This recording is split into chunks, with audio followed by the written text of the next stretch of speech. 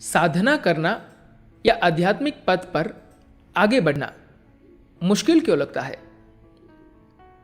सद्गुरु बता रहे हैं कि जैसे ही आध्यात्मिक प्रक्रिया शुरू होती है, आप ऐसी स्थिति में होते हैं जब आप न इधर होते हैं न उधर।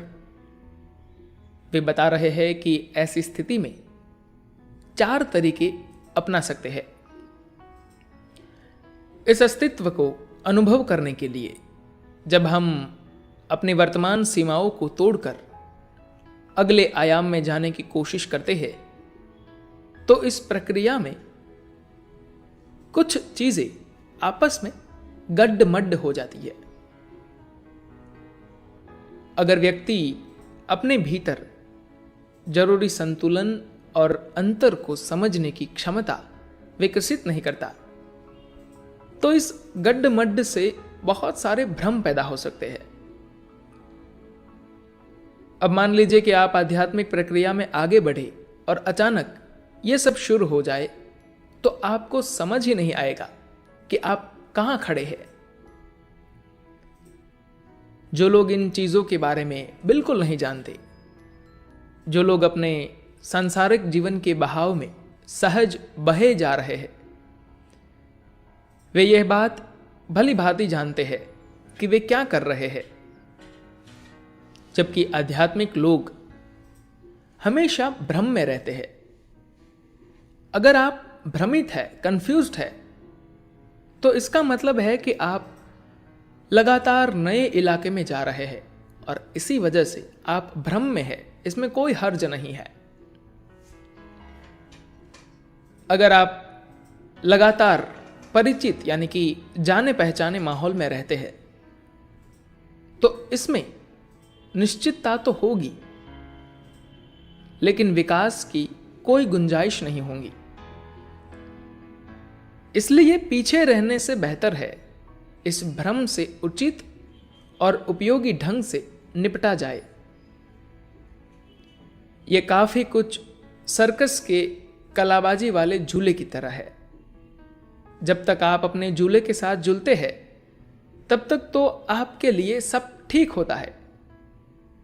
लेकिन जब आप उस रस्सी को छोड़कर कोई दूसरी रस्सी पकड़ने की कोशिश करते हैं, तो दोनों रस्सियों के बीच की जो स्थिति होती है वह काफी भयावह होती है।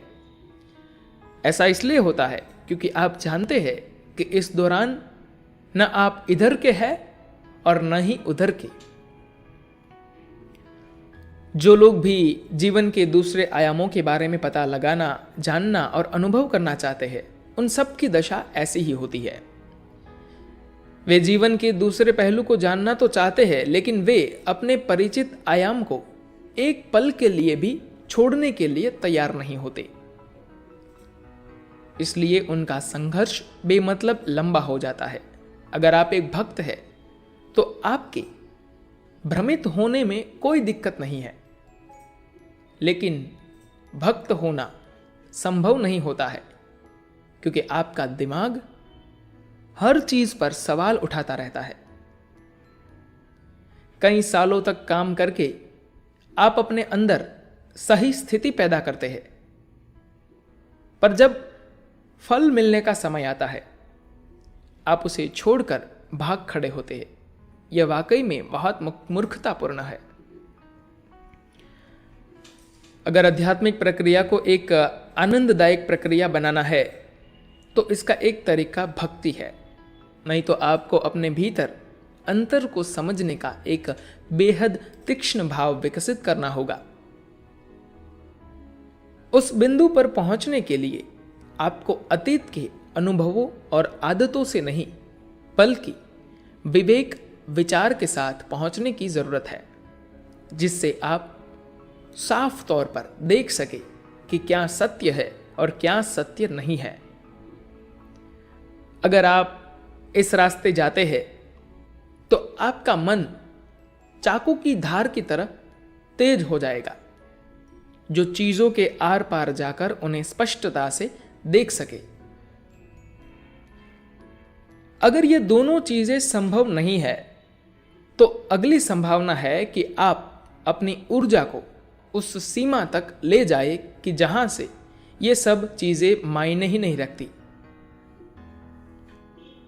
आपका मन गलत भी हो सकता है, लेकिन आपकी जीवन ऊर्जा गलत नहीं हो सकती। उसकी क्षमता कम व ज्यादा हो सकती है।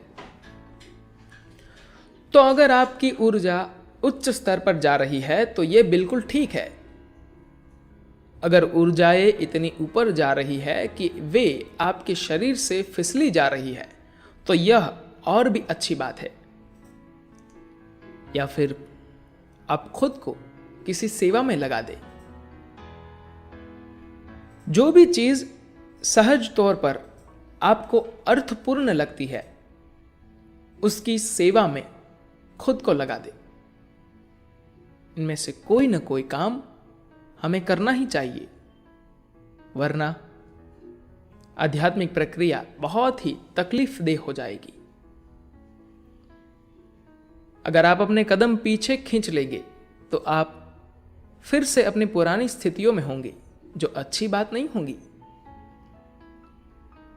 यह तो पीछे पलटने वाली बात होगी। आप में बस विवेक, विचार की, चीजों को साफ देखने की नजर की जरूरत है। इस विवेक, विचार को पाने के लिए आपको कुछ जरूरी चीजें करनी होंगी, अन्यथा काम नहीं बनेगा। क्या ऐसा करना मुश्किल है? नहीं, बिल्कुल मुश्किल नहीं है। हां, अगर सही चीजें करना आपको मुश्किल लगता है तो ऐसा करना आपके लिए मुश्किल हो सकता है। अगर आपके जीवन में कोई ऐसी चीज है जिसे आप सही मानते हैं, जो चीज आपके लिए नतीजे देती है और जिसे आप खुशी खुशी करने में सक्षम है, तो ऐसा करना मुश्किल नहीं है। सहज रूप से एक जगह बैठकर अगले 2 घंटे तक कुछ न करना क्या बहुत मुश्किल है? अगर ऐसा है तो साधना आपके लिए मुश्किल है। आखिर आपकी समस्या क्या है? मैं आपसे कोई काम करने के लिए नहीं कह रहा, मैं बस आपसे बैठने के लिए कह रहा हूं। अगर उतना करना भी आपके लिए मुश्किल है तो साधना आपके लिए मुश्किल काम है। अगर आप सहज तौर पर बैठ सकते हैं, बिना इसकी चिंता किए कि आपके मन में क्या चल रहा है, दुनिया में क्या हो रहा है, आप बस यहां बिना कुछ किए 2 घंटे बैठ जाइए। फिर साधना करना बहुत आसान और सहज है। धन्यवाद।